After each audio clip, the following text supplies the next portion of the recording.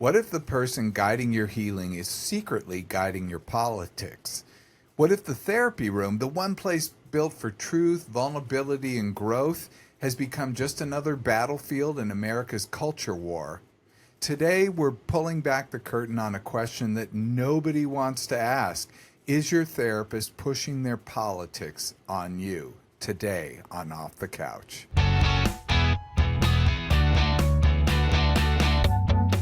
And welcome to Off the Couch with Dr. Greg, where psychology meets everyday life. I'm here with producer Brian Gomez. Hey, everybody. And we have Tony Sweet on the board. Hello, hello. Gentlemen, our special guest today is not a person, but an opinion piece I saw 2 days ago in the Wall Street Journal. Actually, it was on October 19th.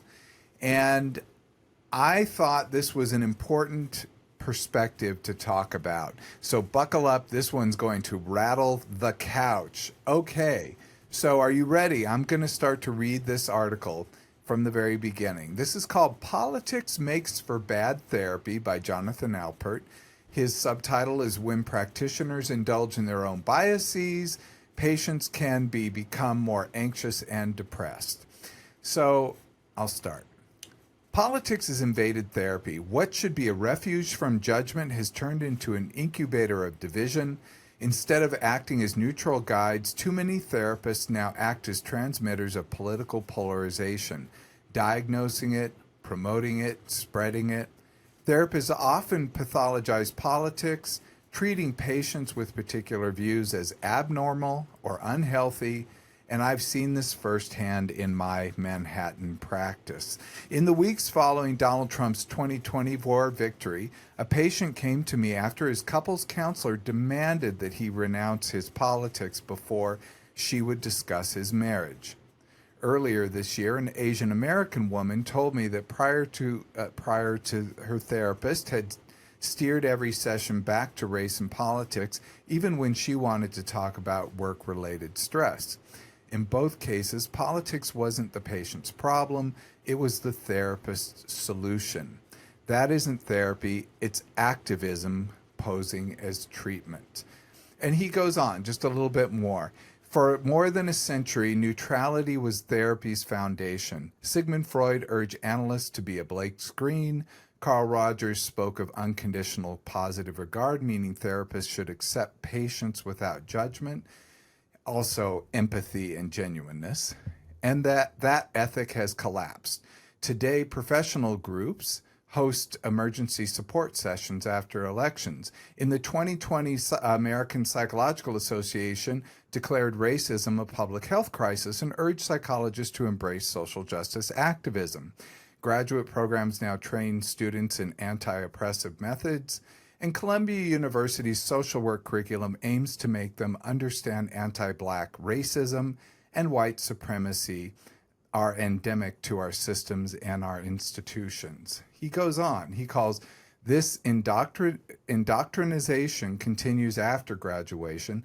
Therapists are urged to attend $1,500 anti-racism retreats and workshops like Getting Free from Whiteness. These sessions deepen division, alienating the clients they are supposed to serve.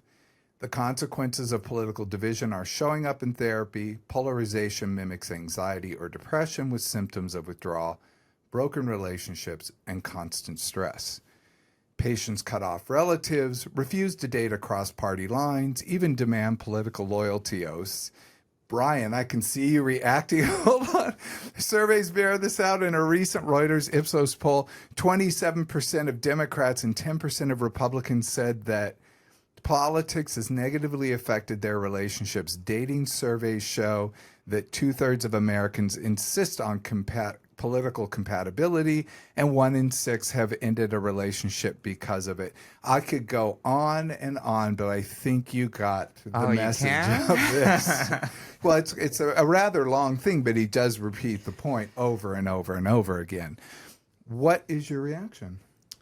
Well, I feel like we had this conversation a while back too, whenever we interacted with two psychologists where we both, I feel like, saw some red flags in their point of views in general, in their in who they support in just, the world, that kind of what got left us kind of like, if their point of Was view this from is the Two Blonde Shrinks yeah, but I just wouldn't podcast? go around Okay. and say that. But Oh, yeah, sorry. thank you. Yeah, it's out now. I Yeah, mean, lovely so women. I really like them. yeah, but their points of views or like what they believed in or who they believed in was a little, Uh-huh. jarring, especially as women, to love Andrew Tate or whatever. That it was just very confusing, and we even tried to get to like understand that point of view, but it was still really weird. And then we were talking about it, how do they give their clients proper information or like proper guidance or tools, if that's how they view the world, then they're kind of, I would think they would just do the same thing to their clients, right? I mean, Uh, I mean, I imagine so, but I mean, I can't say what their therapy is like. I remember one of the women did not see clients, which seemed curious to me. So she had some very definite opinions about how people should be treated, but she did not see clients. But in her defense, she did go and get a doctorate in clinical psychology, so she is qualified to speak of her opinion. But nonetheless, she did not see them actively. and then I had a question, like, is there somebody, I mean, yes, you guys have a board that Yeah. monitors and regulates you guys, but like, I mean, can that even be something brought up to the board, or how does Uh-huh. that even work? Like, Yeah, we could talk about that. It is something you can bring up to the board. Any client can give a complaint to the board. But is this a complaint that will rise to an investigation? I don't know. probably not. That would just be one of those things that they didn't like what the therapist was saying versus do they believe that the therapist is indoctrinating them? I'm going to talk about this a little bit more about this person who wrote this, but what did you think, Tony? Well, I feel the same as Brian. I think as a parent, I mean, as an adult going in to see a therapist, I can always say, yeah, I'm not enjoying this conversation or this advice. I'm going to remove myself from this situation. So it's, it's kind of like a lot of the Republicans say, I don't like what's on television. Well, then don't watch it. But if I had a child I was pairing them up with the therapist, I don't know if I would pair them up with somebody that had different ideological or political views than I did. So yeah, the article was interesting, but because it is difficult to these days. 20 years ago, you could probably date somebody that was on the opposite side of the aisle. Now, yeah, I don't know. It would be difficult. Yeah. And that, to going into the dating part, like when I was single, any like on Hinge, pretty for example, you can put like your political view on it. And if it's not on like a certain leaning way, I'm like, no. Even if it's as conservative or, anything like that, I'm like, no. Are It's a you big on no. Hinge, Brian? No, when I Oh. was.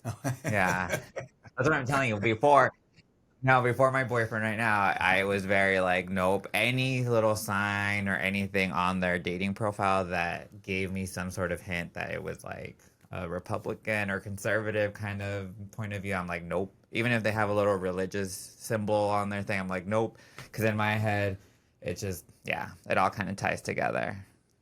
So this particular author is named Jonathan Alpert, and it said he's a psychotherapist. So, I mean, instantly my bias comes out. My bias is, oh, someone who calls themselves a psychotherapist doesn't have a doctorate. No, because I would call myself a psychotherapist.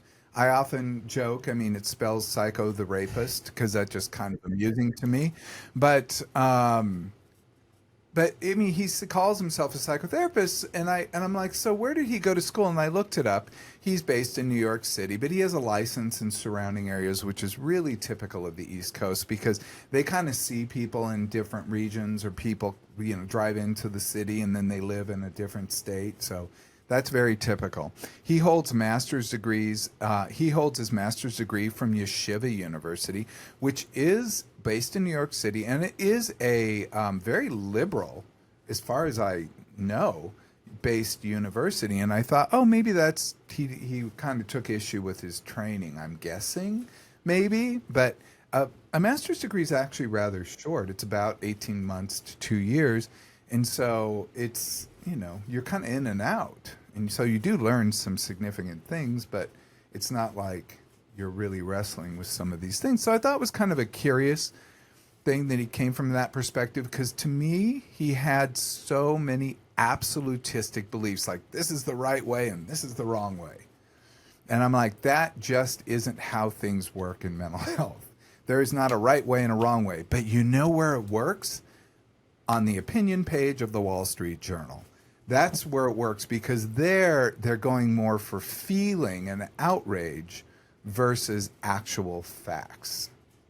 So I started to go through this article and I picked it apart, and I picked it apart so much I scrapped apart all my picking apart, because I'm like, this will not be conducive to a conversation. Instead, I wanted to go back. I just picked out a couple of things. Number one, he says, instead of acting as neutral guides, too many therapists now act as transmitters of political polarization. I don't know any therapists that do. I knew that there is one therapist I was aware of who, after something, like after the first election of Trump, she was a very conservative therapist, and she felt free to put out her conservative bona fides and talk about those things. That's even fine, but I don't think she's trying to transmit polarization. She's probably trying to make a connection with her clients. But I don't know anyone who tries to foment division, and I'd be hard pressed. I've never even heard of this until this guy wrote this article. He made it seem rather widespread. Have you heard of it, Brian? No, and to that point, like, I remember even with like my therapist, you know who it is. Yeah. When certain topics that I needed to talk about, like politically, I would ask him or make sure that it wasn't like going at him or his whole way of living or his, anything that would be disrespectful or make him even uncomfortable. And he was so great about it, where it's like, no, this is your space to literally just say how you're feeling about everything, And I thought that was amazing, because then again, it brought me back to that point of view that I'm like, dang, imagine if you felt like you couldn't say that, or you felt like you had to think a certain way while you're in therapy. That would be the worst. It would be. I mean, have you heard of this, Tony, out where you are? You worked with several therapists who have podcasts who do have certain points of views. Tell me about does that reflect in their therapy? I never thought it used to. Like, one that I didn't even know. I knew she kind of leaned a certain way, but it's gotten extremely leaning in the last 6 months that I've noticed. And our relationship, when we have a conversation, it's very the same, very caring, loving. But when I see what is being put on Facebook or other social media of theirs, it just baffles me. I'm like, did they get hacked? Because they're so far right that it just does not seem like them when we have the conversation. So then I start questioning, do I know the real person of this person? So it's a good question, and it's interesting to me, because when you work with clients, you soften as a human being. You soften. You become more aware that more people are more alike than you ever possibly thought, and that whatever the thing that's being presented to you, this is a human being first that's sitting in front of you, and that you are there for them. And they may say and do certain things, but our job as a therapist, we have many jobs as a therapist, but I'm trying to help them to achieve their goals and move them forward, rather than to tell them an opinion that they have is right or wrong. The interesting thing about a therapist being one way in person and another posting differently on Facebook is that to me is the example of the little kid who's hiding behind a brick wall and throwing clods over at people. So you can't really see them, and you can't really see who your victim is. but you're still loving to lob those dirt clods. I mean, it's fun in the moment. We were all kids once, but I, as an adult, try to refrain from those instincts. I don't know about you. Well, I just have like a thought of like, who is a qualified therapist? That was my bracelet, sorry. Who is actually a qualified therapist to go to therapy for? You know, I've never been somebody that trusts anybody that's young for the therapy world. First of all, I feel like they don't have enough life experience in general. Just you have not lived a full life. When I was young, people would turn away from me. Like I worked at a counseling center when I was in grad school.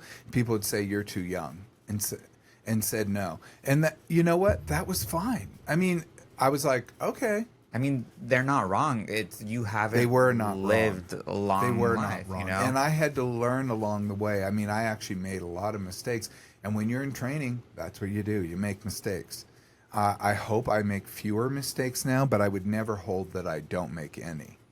Yeah, and then to that point too, it's like, well, how much schooling have they really done, and how much schooling should a therapist do until you feel comfortable enough that they're like qualified to give out, you know? Because my big thing with what's happening in the world right now is there's so many people giving professional advice that it's not always professional advice. It's like people that went through some courses and are calling themselves therapists, and like people are genuinely going to these people thinking that they're going to fix them and give them the tools, and it's like, dude, they don't even have the tools for themselves most Now, of the you time. know, this particular Wall Street Journal piece, if you go on, his whole last part is that people are doing exactly what you're saying. They're going to people who are not therapists because of the polarization that therapists are doing. That's what he's saying.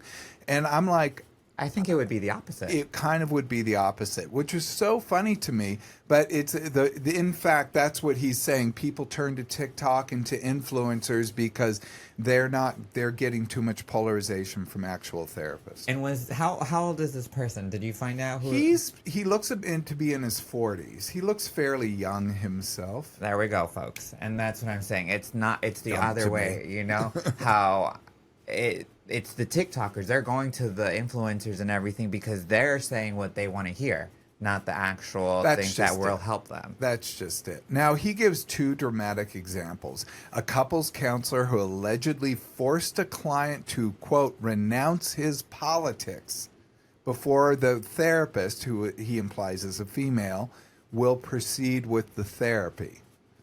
To renounce his politics. I'm like, I've never heard of anything like that. In fact, that just becomes one more issue for the therapy. If the two people are having a political division, then that's the issue that's presenting. And it probably isn't the only division they're having. It just that happens to be that. How I would work with a couple is I would want to know what their values that they share, what brought them together, and what are the values that they share as human beings. And can they exhibit those values in the face of two different political opinions? Sometimes that can be perfectly done. And I think of who's that dude there's a very famous couple, the Democratic guy, the bald guy, it's from Louisiana. I can't. James Carville and his wife. What's her name? Marilee Matlin or Omar. I think that's an actress. But his wife. Yeah, she's a very, very, very conservative Republican, and they are an interesting couple, power couple, and they believe in just the opposite things, which is kind of an interesting dynamic to me because they just love each other. They share the same kind of value system. Wait, but how is that the same value system when it's completely polar opposites at the moment? I mean, well, we'd have to break down exactly what people are seeing or feeling or doing. I mean, so I don't know. I haven't like delved into the nitty gritty of those two people's lives, but I've just always been impressed that they had such opposite points of view, and yet that they have been married for years. I don't know. I'm questioning it now because how can you really have such opposite views and then still love each other? Especially when both sides are against each other right now. Well, it seems that way. He also gives another example of a therapist who apparently hijacked every session to talk about race and oppression. And I thought this was the Asian American woman he said came to him and talked about it when she didn't want to talk about it. I would never talk about race or oppression if the person said, I don't want to talk about that. I mean, if they explicitly say something like that, it seems odd to me that a therapist was doing it. That's why some of this didn't ring true for me. I thought, is he pulling these out of midair? This just didn't ring true. But a person just reading the Wall Street Journal, especially who wants to hear the therapists are bad, is going to glom on to every one of these things. Yeah. But in fact, if the therapist did believe that some of this woman's stress, work stress, was race related, then that's kind of interesting, or maybe gender related or something. I don't know. But that would just be a theory. If the woman said, no, I don't believe that to be true, then it's like you put it out there. So if they don't like it, don't believe it's true, then fine, you move on to the next thing. So yes. Oh no, I'm just thinking. I'm in thought because I'm like, that's why I don't know if like everybody is built for being a therapist. I feel like some personalities, I'm too emotional. I would get too emotionally invested in doing therapy and, probably be clouded by my own biases and push my own, ways of being onto people. And I feel like there are those people that slip through the cracks somehow and are out there doing that. Well, I mean, yes, there are some people that should not be therapists, and I've certainly worked with them in the past and known about them. I've been kind of surprised by them. At the same time, I really shouldn't have been a therapist. I always thought that I wasn't the natural therapist type. I wasn't an introvert. I wasn't, I don't coo over people. I don't, I'm not, I think I try to be warm, and I think I can be, but I don't think I'm as, like one of these ladies who just, you feel like you're being enveloped by Mother Earth when you see them. But I really trained because to me it was such an important and interesting profession that I really went for it. So I have to say that what I did was build the skill to do it versus thinking, I never thought that I had a natural ability. I felt that I could learn to do it. And that helped me to stay away from hubris, that's false pride, and narcissism, which can get therapists into huge trouble. When any therapist that says, people just naturally want to talk to me, everyone comes up to me at parties and gives me all their problems, I'm like, there's a problem there. If you're trying to get people to always tell you their problems and you're always acting as sounding board, there's a problem there if you can't separate work from your personal life. It sounds like they love the drama more like it. That may be. They want to hear it. I think some people just want to be important. Yeah, that's exactly it. He also says his thesis is kind of right there. He said he's basically saying that isn't therapy, it's activism posing as treatment. And I'm like, again, it just didn't ring true for me that this is even happening. He claims that therapists have abandoned neutrality and polarization is becoming America's new disorder. To me, polarization has always been there. It's not America's disorder. It may be America, the country's disorder, but it's not the American people's disorder. Because he's likening it all to anxiety and depression, and that is not a new diagnosis. They may have anxiety and depression about these things. They may feel depression about the world or anxiety about what's going on. That's treatable. And they may have it interpersonally with their problem, with their partner. That is a normal couple treatment. And is this person more like a right-wing leaning person? No. Or because that's what it sounds like to me. Because the fact that he's trying to paint therapists as such as like a negative narrative about it, I'm like, why would you? Well, I'll tell you that he did talk in the article about appearing on Fox News regularly, I guess, and that clients have had issue with him doing that. And I'm like, that's interesting to me because I appeared on CNN and I had clients who had issue, like when I was on Nancy Grace's show, like, oh, I don't like her. She does this and this, this and this. And I'd be like, I didn't take it personally, number one. And number two, I always tried to represent psychology in a very dignified way. I didn't try to be sensational in any way. And what we were talking about on that particular show were crimes. But it was just an interesting thing. And I would always assure people that in person, she's actually kind of wonderful. She's very warm and sweet. So she's got a character that she does that I don't think is not her, but I think that interpersonally she's not that acerbic human being. So that's all. Yeah, it's just it sounds like this guy is just painting it all like it's one color and that's it, you know? Well, he does things like blame graduate programs, professional associations, that's like the APA, the American Psychological Association, and identity-based training, suggesting that therapists are now vectors of spreading a pathology. Vectors, we're like the ticks on the body of America, giving things, which is so interesting to me because therapy is not an upstream disorder that causes people to be a certain way. They're an upstream like vector, if you will. They're downstream. They are the thing at the bottom because of all the stuff in the world. People then will turn to a therapist, whether it's in their personal life or professional life, or maybe what's going on in the overall world that we live in.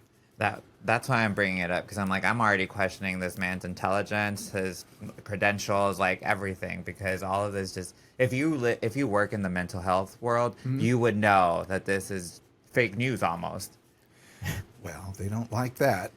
He had strong words, shocking anecdotes, and you can see why it got attention. It brought forward feeling, not facts.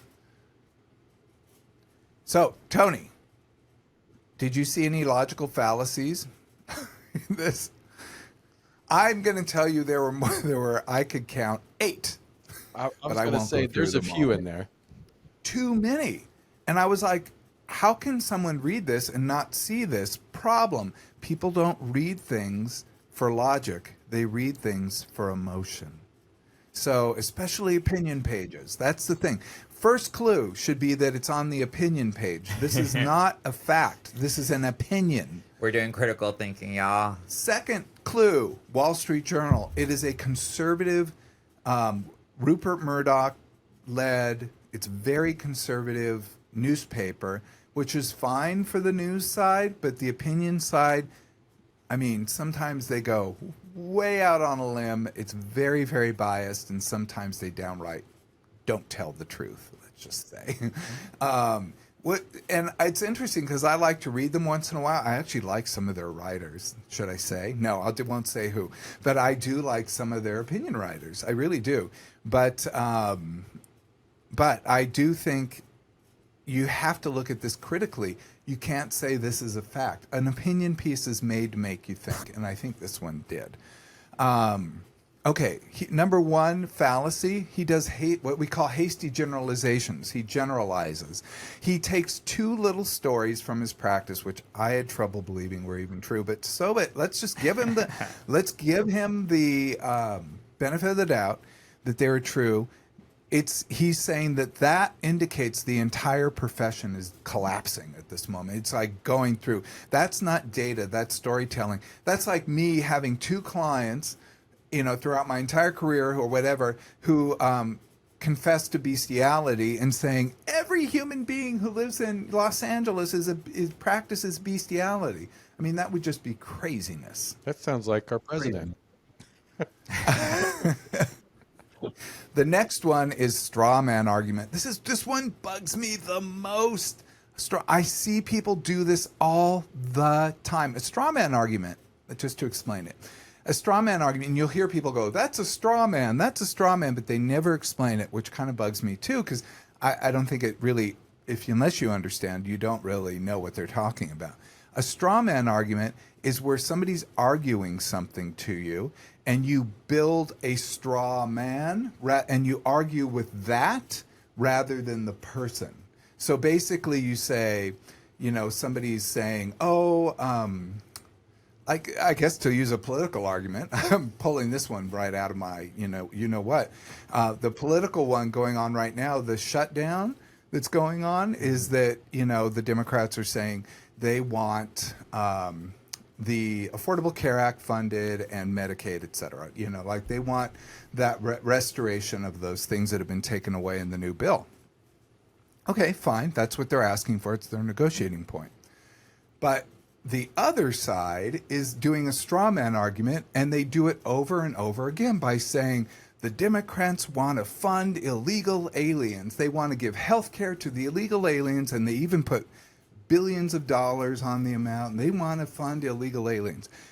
And you're like, that's legally impossible for them to do that, number one. And they could write that into the bill when it's already illegal. They could be in charge of it. But what they keep doing over and over is saying they won't negotiate because that's what they want. They want to do this thing that is not true, but they basically built a straw man that they're knocking down. And they do it for everything. It does happen a lot. Everything. In this article, he paints culturally aware therapy as indoctrination.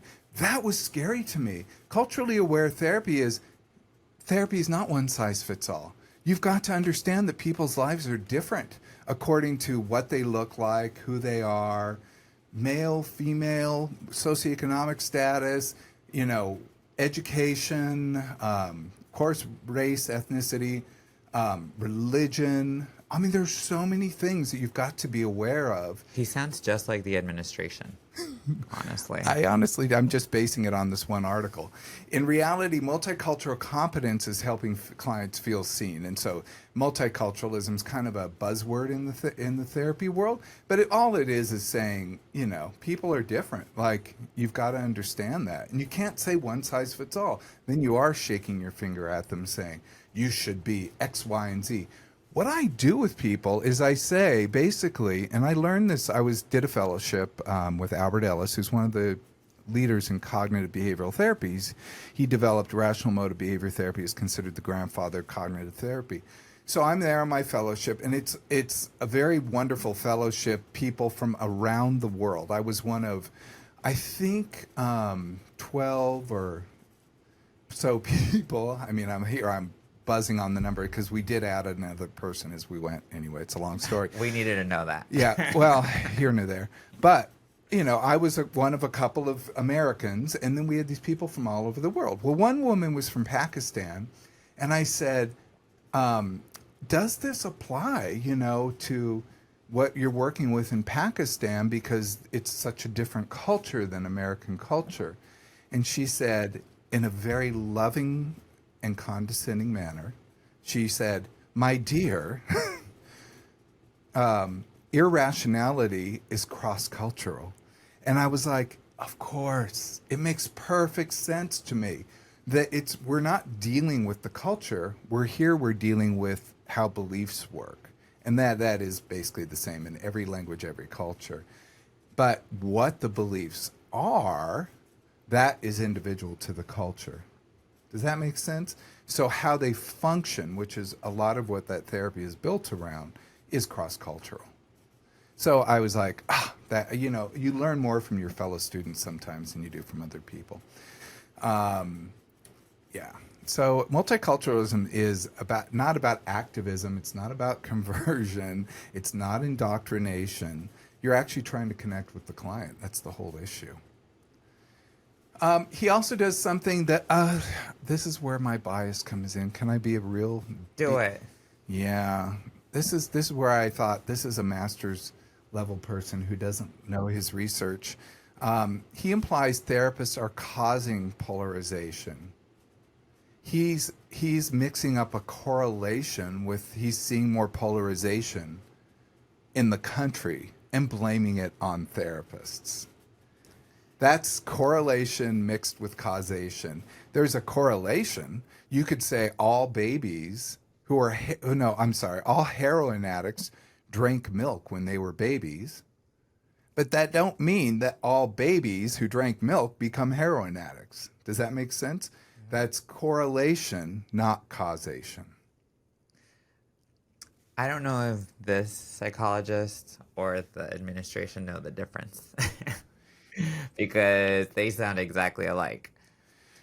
And I feel like I put down, and I'm not trying to say having a master's degree. I actually think some fairly amazing therapists, and some of my very favorite supervisors have been master's therapists. So please don't think I have a bias in that way. But the way he was presenting public information concerned me greatly. So social media, new algorithms, political tribalism, those are driving polarization.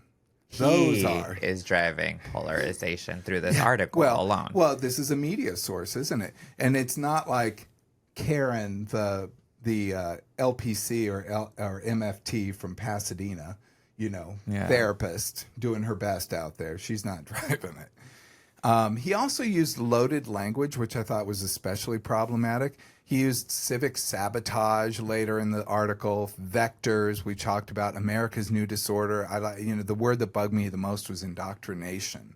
Like, really, come That's on. their favorite word, though. Yeah. On that side. All it does is activate emotion. It doesn't illuminate the truth.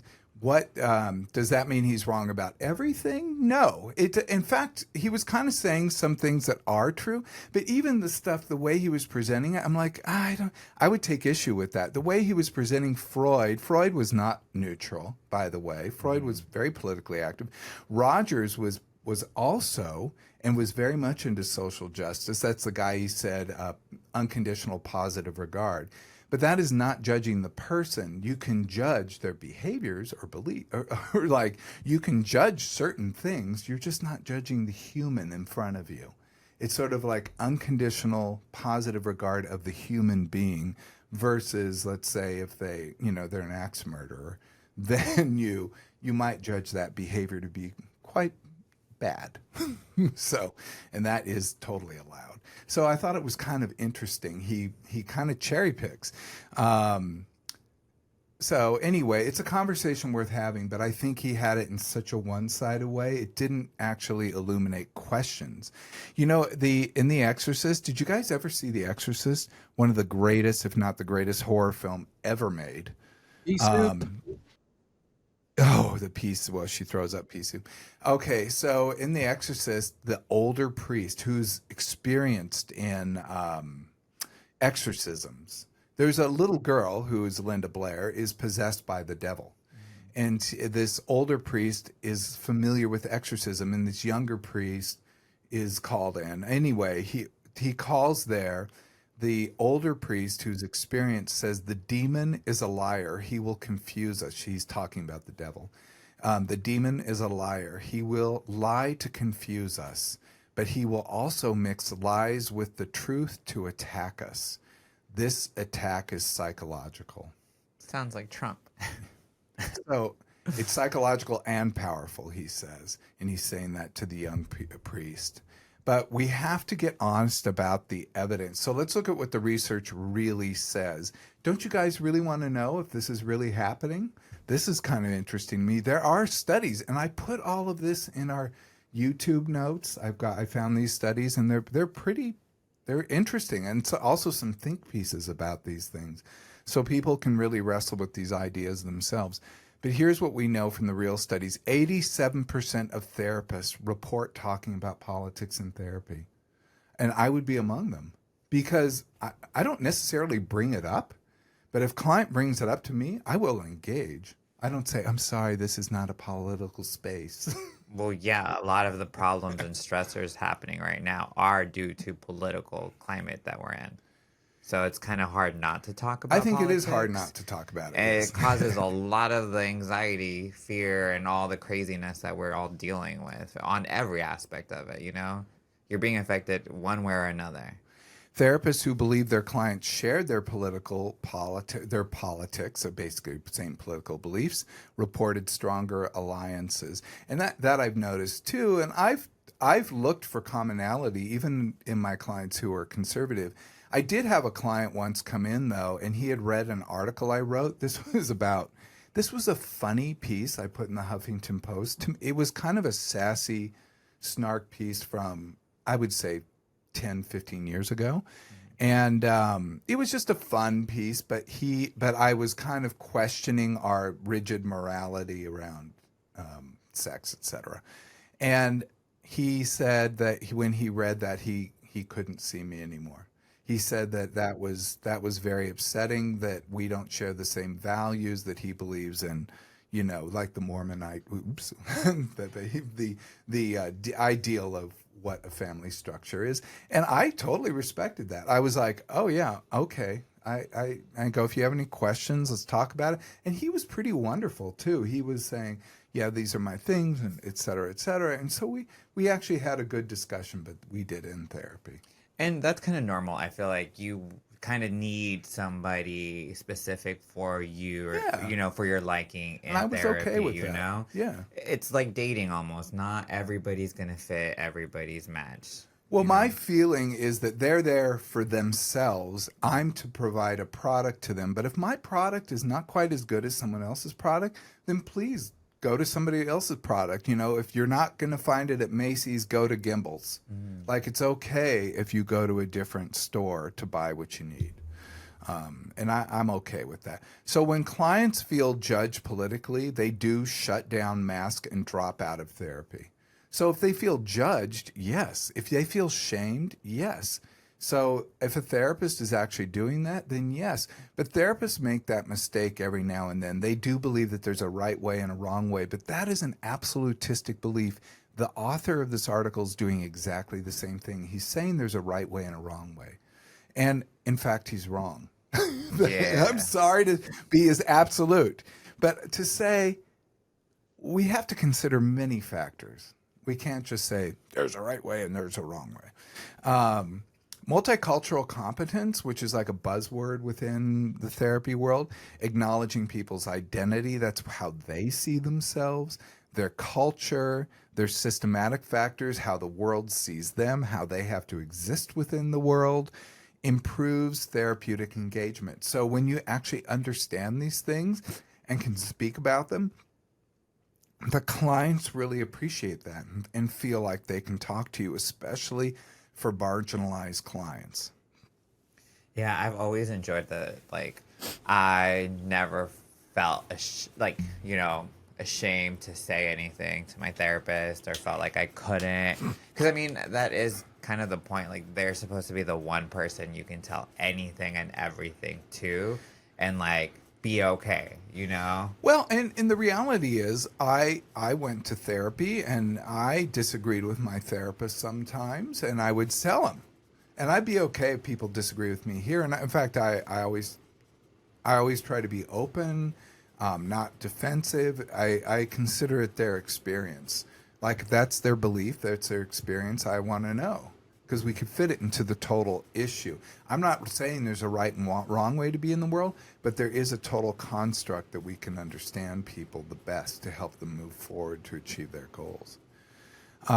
So here's the paradox. Talking about politics can help or hurt, depending on the intent, the skill, and the ego of the therapist. So if they have a big ego, and I'm guessing Mr. Wall Street Journal, I mean, at least from some of his statements, they reflected an absolutistic belief system. When a patient uses politics to understand a client's lived reality, when that is helpful. What's it like? What's your experience? When a therapist uses politics to impose their own worldview, that's harmful. That's not a left or right issue. That's a clinical issue. It's a skill issue, because a therapist, in many ways, they're paying you for therapy, and you could sit there and talk about yourself the whole time if you want. When clients ask me about me, I'm truthful. I state what I'm comfortable saying. If they said, oh, blah, blah, blah. Oh, I had an example. I was working at UCLA doing research, drug abuse research, and I was interviewing people who were heroin addicts. This guy, heroin and cocaine addict. So this guy came in to do the interview. He sits down across from me. He was obviously did not want to see me. And for those that are just listening, I'm a tall white guy, and I look very conservative. So when I sat down in the room, I was in my 20s. I was working in research at UCLA. This guy comes in. He says, "Oh, I don't want, he goes, I know who you voted for. You voted for, and it was, I think Duke Majan at the time, who was a California governor who was a Republican.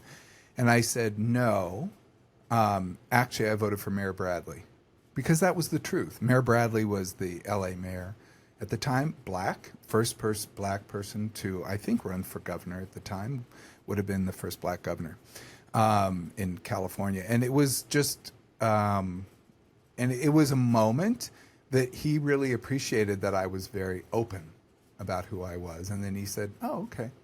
And then proceeded. And that was really key because I had about a 2 to 3 hour interview ahead.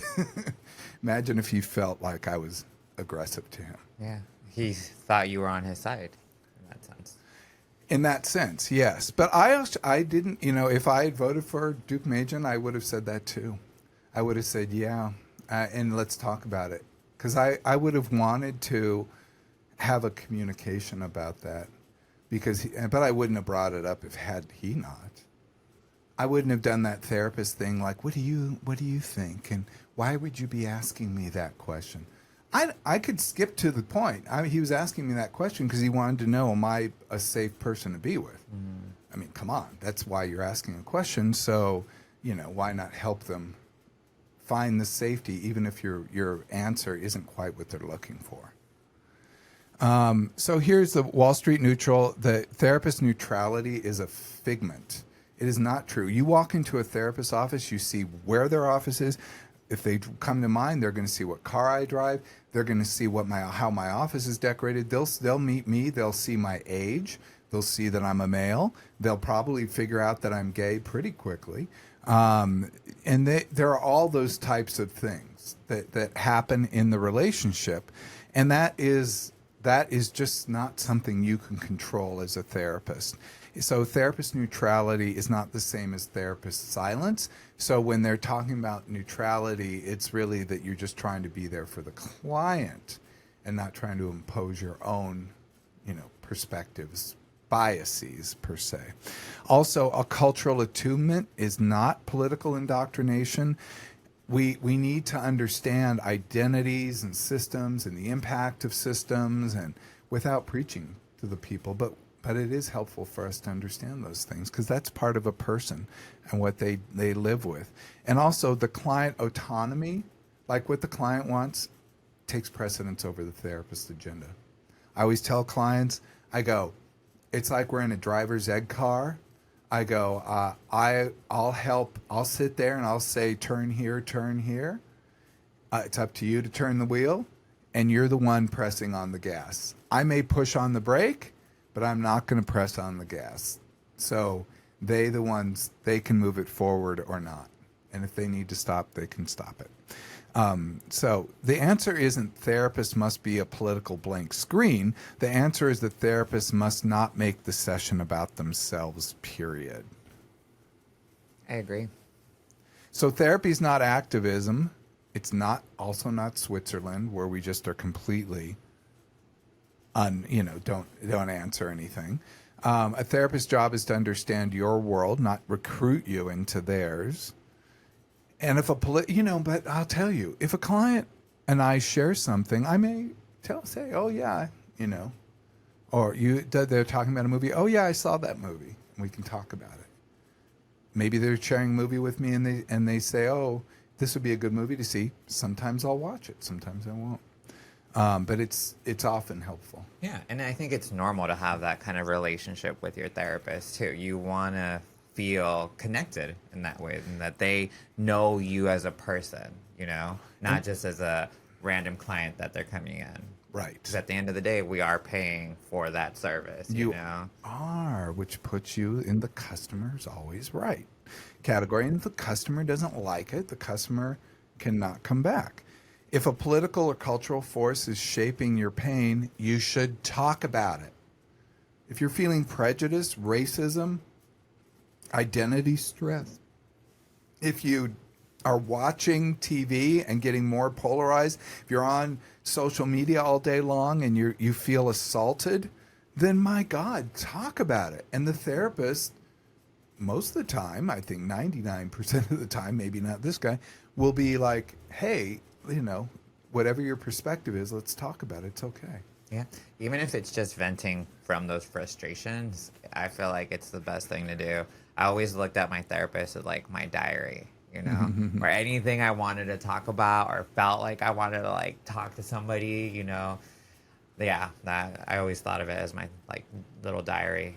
So, how do you protect yourself from politically loaded therapy? Are you asking us?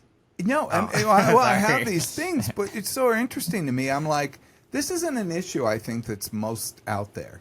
No. I think I think paradoxically, the author of this article, people that go to see him, probably because he does appear in conservative media and he's publishing in the Wall Street Journal and he's writing a book now called Therapy Nation. I'll give him that plug, which is out next year. And it is about this stuff, and it looks like a very biased forward account. Putting forward this point of view, which means he'll get a lot of play and they'll demonize therapists. And it's really sad to me. So how do you protect yourself? And those are the people that need therapy the most. That mental illness Well, is alive and thriving on I'm that sure side. he's not driven as much as he is by less about. I'm sure he's less driven by Facts? facts and more driven by Emotion? money. Oh, emotion and money. Hate and money. Which he's doing a good job with getting attention. Here I am talking about him. So, how do you handle political and cultural issues if they come up in therapy? Watch for red flags. So, if you feel judged for your worldview, by golly, say that. Absolutely say that. And it's okay for you to never come back. If you're being corrected, if a therapist is correcting you, not understanding you, it's really important to understand. Every issue is reframed. Or another red flag is if every issue is being reframed into the therapist ideology. And I think this is tough because I reframe things into an understanding of cognitive therapy and sort of what are the rubrics of that, and if something's an absolutistic belief versus a more flexible belief, and I'm trying to help them in that. What you do deal with the content, but you're trying to help them see the nuts and bolts of it the whole time. It's not that you're trying to put forward an ideology. I could do this in any approach. And one of the things when I was on fellowship, one of the trainees, these were like master's level people who were in a different program there.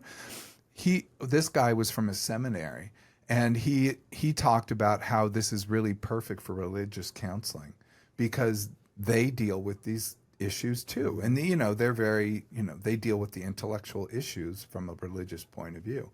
So I thought, oh, that's interesting. And remember, you can always say to your therapist, I don't want politics or any other issue you talk about to be part of the treatment. I will tell you, a good therapist will honor that, but also a good therapist will go, I wonder what that's about. And then maybe even ask you what that's about, and probably have a red flag up in their head for a while, like going, what is it that they're avoiding? So it is curious to me. You could actually say that therapists will avoid it, but I think therapists are going to question it too. Yeah, because like, why would you? I mean, that's the whole point of going into therapy, to face the things that are causing you to spiral or stress or anxiety or any of the things. I mean, yeah. But you want to go and deal with it there. You want to go and deal with it, but here I'm putting forward my opinion about how things, quote, should be, but I hold that people have different opinions. I'm just not the same therapist who, someone could come see me and they'd be quite satisfied, and I have other people who may not be as satisfied. I tend to have very happy clients overall, but there are individuals who just weren't a match, like that one example I gave. And I feel like, that's what we go to therapy for, to deal with the things that are like causing us, impairments in life, or just wanting to be able to thrive. So the things that we're not wanting to talk about, that would be weird. You're paying money to fix these things. Well, and the fact is, if you're actually feeling like the therapist is trying to push a political agenda on you, then they're kind of holding you hostage and making you pay to get out at the end of the hour. I mean, it's not really a helpful thing to happen. But if you're having a political discussion with your client, even if they have a different political point of view, if it's respectful and eye-opening and it does reflect some things, therapists don't have to agree with everything. My goodness, they're human beings too. But if you're having that discussion, then that's just fine. You know, it's up to you as a client how you feel in there, and to say when something's problematic. I'll tell people, I'm going to, I'll put forward what, my rules are, et cetera, but I'm going to ask you to also, if you have any issues with me, like I'm late or I, have do something, or I give you too much homework, because I give homework, or I do this, I go, I want you to bring that up with me. And I go, because that'll help me guide the treatment. And people often are surprised by that, but it actually does help the treatment quite a bit when I know what their perspective is. So, whatever it is, and to know what I'm doing in that moment that's not helpful. So I guess we're at the end, huh, guys? Yeah, thanks for joining us for Off the Couch. Hey, leave a comment telling me, have you experienced politics in therapy, whether good, bad, or ugly? I want to hear your story. Brian and I both do. Don't forget to rate, review, and follow us on Off the Couch. Follow Off the Couch with Dr. Greg. That's the podcast on Apple, Spotify, or wherever you listen. Oh, we're on TuneIn. Thank you, Tony. Also, links to the studies on YouTube. You can see us if you want to see us. You can go to youtube.com/Dr. Greg. And we also have a handout today, which is a guide to talking to your therapist about these things. I put that together for us. So hit us up on socials at Ask Dr. Greg. This is Dr. Greg, Brian Gomez, and Tony Sweet bidding you farewell. Until next time, be present, be flexible, and be kind.